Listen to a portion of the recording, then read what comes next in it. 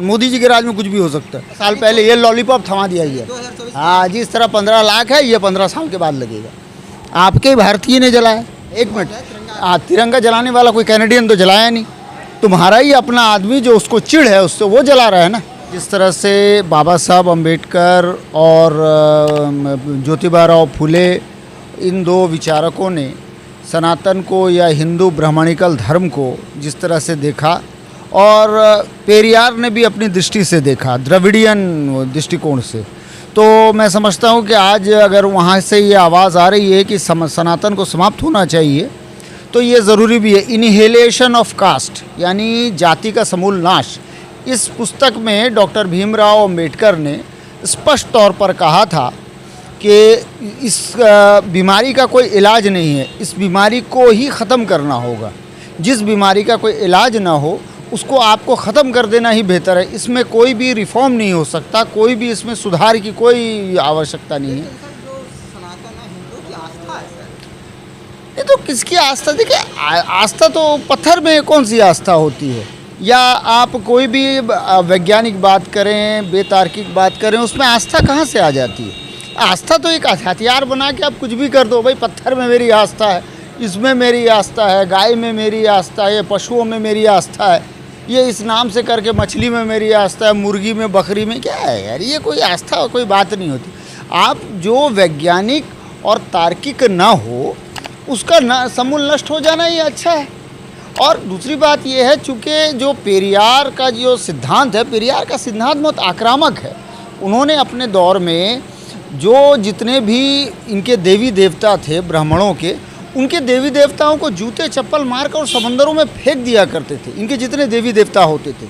तो इस बात को, और उसके बाद ईश्वर पर उठाए गए उनके 15 सवाल है ना, 15 सवाल जो उन्होंने उठाए हैं, उसको अगर हम देखें तो हमें ये बिल्कुल स्पष्ट हो जाता है कि इनका जो है अभी तक उसका जवाब कोई नहीं दे पाया है ना।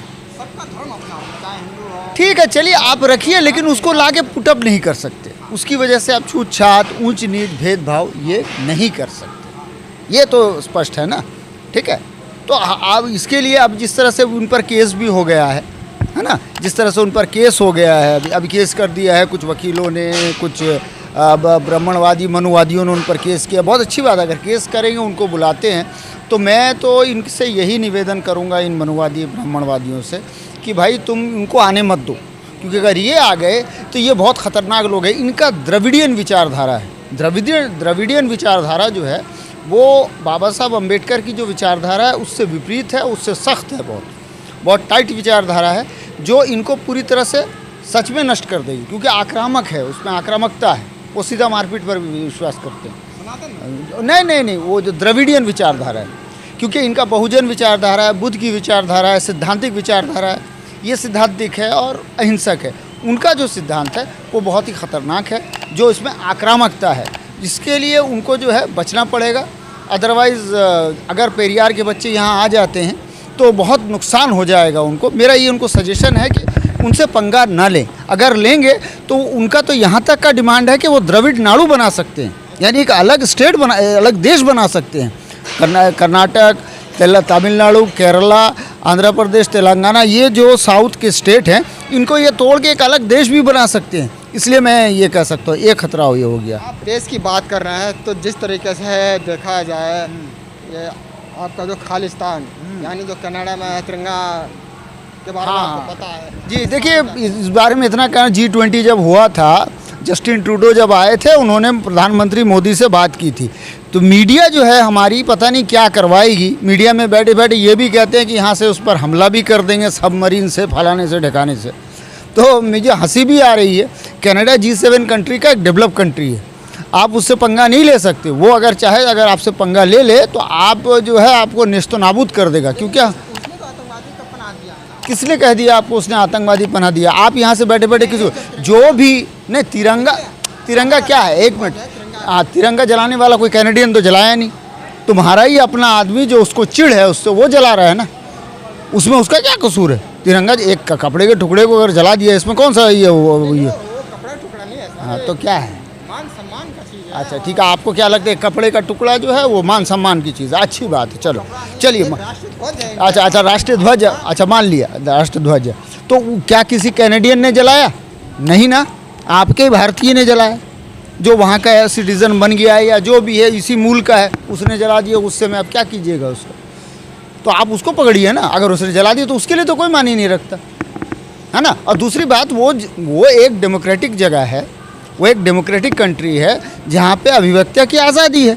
अभिव्यक्ति की आज़ादी जहाँ होगी है ना, उसको बोलने का अधिकार होगा। तो यहाँ भारत में जो अगर वो खालिस्तान की बात करेगा तो उसको आप पकड़ के जेल में डाल दोगे। अभी भी 20-20 साल तक 30-30 साल से लोग जेल में हैं, ये भी आप जानते हैं। अभी सिखों ने वहाँ पे जो प्रदर्शन किया था 2-3 दिन पहले कि कितनी विधवाएं निकली, 84 का दंगा करके सिखों को मारा गया था यहाँ सिखों को, ये भी आप देख सकते हैं। अभी जो है सिखों को कह रहे हैं सिखों यहाँ के इनकी रक्षा करने के लिए पैदा हुए थे। तो वो क्या लगता है, जो खालिस्तान बनाना ज़रूरी है?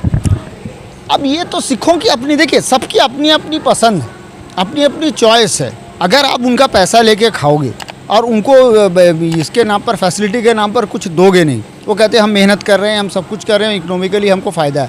अगर आप फ़ायदा दोगे नहीं तो जाहिर सी बात है वो अटैक करेंगे, नुकसान पहुंचाएंगे आपको। उनका तो अधिकार बनता है, जिसका जो अधिकार है उसको मिलना चाहिए।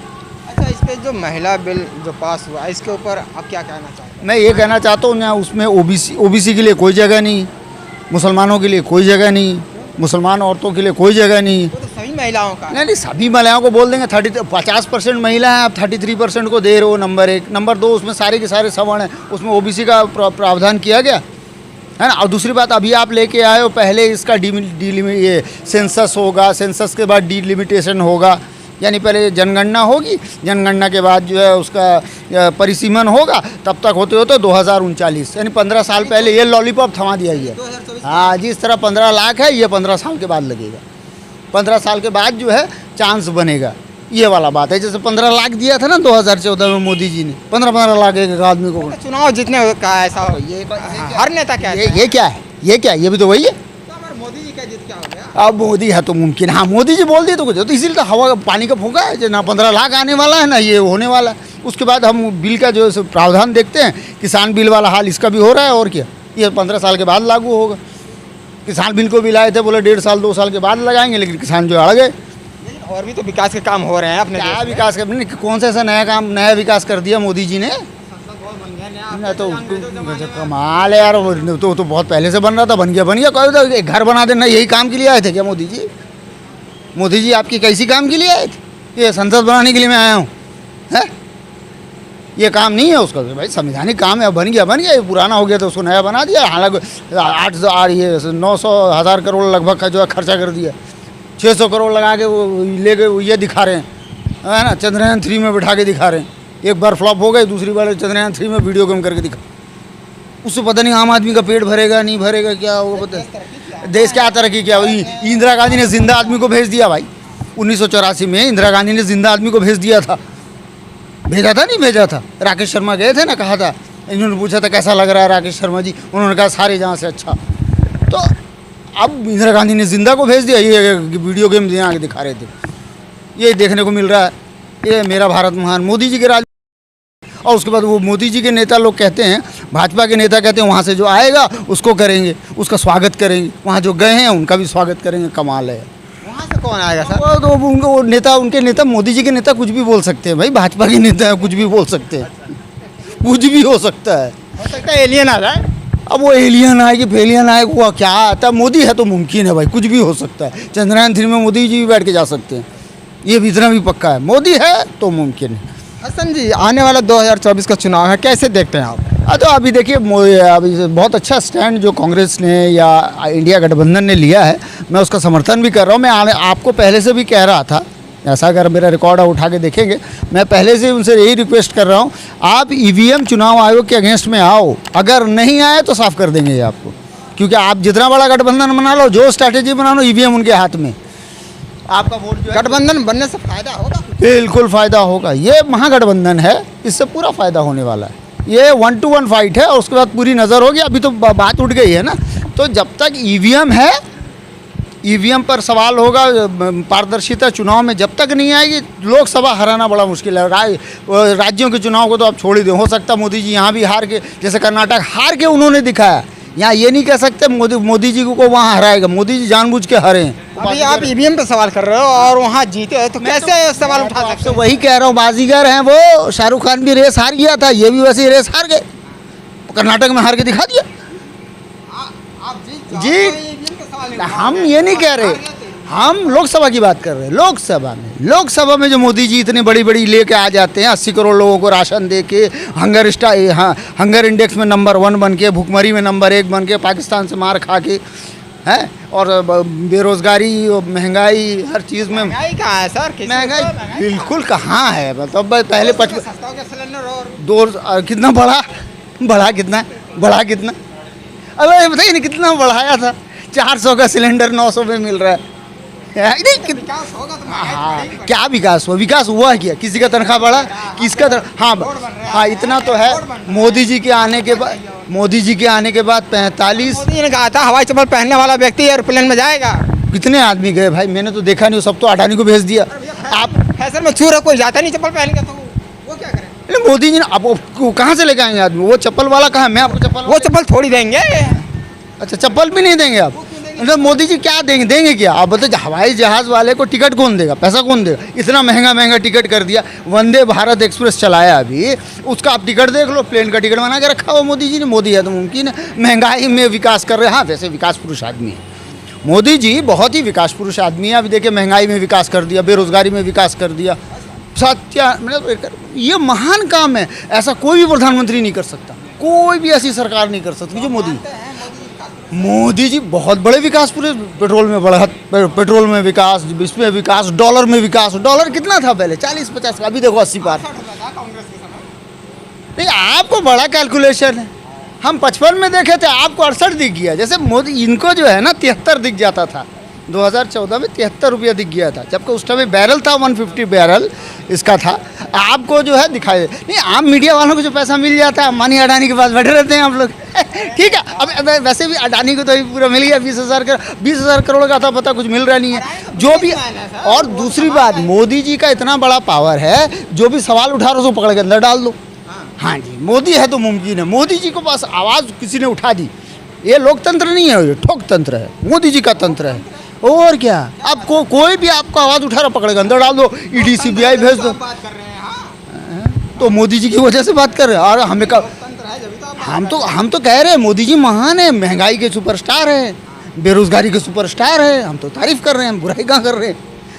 अगर चलिए छोड़िए, मेन मुद्दे पे आइए। तो 2024 में मैंने कहा ना कि अगर ये चुनाव आयोग और ईवीएम पर विपक्ष या जो इंडिया गठबंधन है वो सवाल उठाए और एक रणनीति बनाते हुए मायावती को अपने साथ ले, असदुद्दीन अवैसी को साथ ले, और जितने भी दल हैं, जो भी दल छूट गए हैं, सबको अपने साथ लें, सबसे मिल के गठबंधन की अच्छी सरकार बनाए, तो मैं समझता हूँ 400 के पार जो है इनकी जो है आ जाएगी, जिससे वो एक अच्छी सरकार जो है बना सकते हैं, ऐसी हम अपेक्षा करते हैं। लेकिन अगर उन्होंने ऐसा नहीं किया, अभी जिस तरह से चल रहा है, मुझे लगता है कि ईवीएम पर सवाल होगा, ईवीएम के ऊपर पूरा ये होगा उनका। सहरा किस पर बंधेगा सर? 29 दल। देखिए, एक बात बताइए, 2004 में उस रात से पहले आपको मालूम था डॉक्टर मनमोहन सिंह प्रधानमंत्री बनेंगे? किसी को नहीं मालूम था ना। वैसे भारत में 140 करोड़ लोग हैं भाई, इतने सारे नेता हैं, कब कौन प्रधानमंत्री बन जाए? क्या हमारे भारत में मोदी के अलावा कोई है ही नहीं? राहुल के अलावा कोई है ही नहीं? मैं खुल के नाम भी ले रहा हूँ। मोदी जी जैसा प्रधानमंत्री तो हमको कभी चाहिए भी नहीं। इतना पढ़ा लिखा आदमी, इंटायर पॉलिटिकल साइंस में एमए, जहाँ जाते हैं वहाँ अपने बाप की एक बीवी पता कर देते, कहते ये मेरी माँ, वो मेरी माँ, भारत मेरी माँ, गंगा मेरी माँ, जमुना मेरी माँ। ये तो भारत की तहजीब है ना। क्या क्या तहजीब है? मैंने जिसको चाहे आप अभी बाप की बीवी बना दोगे? नहीं, गंगा को माँ कहते हैं, वो तो आप बताइए, आप गए बनारस में गए, बोले गंगा मेरी माँ है, मैं बोले चलो आपकी माँ का नाम गंगा होगा। मथुरा में गए, बोले जमुना मेरी माँ है। फिर उसके बाद अखलाक मर गया तो बोलते गाय मेरी माँ है। आस्था है सर, आस्था। मैंने कब कहा आस्था नहीं है? तो माँ बोल रहे हो ना। अपने किसी को भी आपकी बीवी, बाप की बीवी बना लोगे? देखिए, मैं एक मुसलमान हूँ, मेरे अब्बा ने 3 शादी कर रखी है। मुझे पता है ना, मेरे पैदा करने वाली माँ को ना, बाप की बीवी को ना। बाप की बीवी है तो माँ है, तो उनके पिताजी कहीं कहीं गए होंगे तो ये होंगे। खैर कोई बात नहीं, उनकी मर्ज़ी है। मोदी है तो मुमकिन है, मोदी जी कुछ भी कर सकते हैं, महंगाई भी बढ़ा सकते हैं, बेरोजगारी भी कर सकते हैं, कुछ भी बच सकते हैं, एक्स्ट्रा 2A भी ला सकते हैं, है ना। महान हस्ती है मोदी जी। ईवीएम जब तक है मोदी जी हैं, अब ईवीएम के खिलाफ लड़ाई शुरू होगी, मोदी जी झोला उठा के निकल लेंगे, मुझे ऐसा लग रहा है। ठीक है, चलिए हमें उम्मीद करते हैं कि हम इसके ज़रिए से, और हाँ, मैं आपके इस चैनल के माध्यम से जो भी बहुजन समाज के लोग हैं, बहुजन समाज को मैं सिर्फ ये रिक्वेस्ट करना चाहता हूँ कि आप अंबेडकर और फुले की विचारधारा को ये करते हुए, रखते हुए, पेरियार की विचारधारा को लाकर आपके अपने घरों से, आपके अपने मस्तिष्क से इन जो है पाखंडवाद और इनको दूर करके आपको मतलब डंडे से नहीं, हाथ से नहीं, आक्रामक बनकर वैचारिक तौर पर आक्रमण करना होगा, तभी आपकी जीत होगी, तभी ये भारत जो है हमारा विश्व गुरु बन सकेगा, सम्राट अशोक वाला विश्व गुरु और ये विश्व गुरु। अदरवाइज़ जो है हम जो है फिर से इन्हीं के इसमें रह के पिटते चले जाएंगे।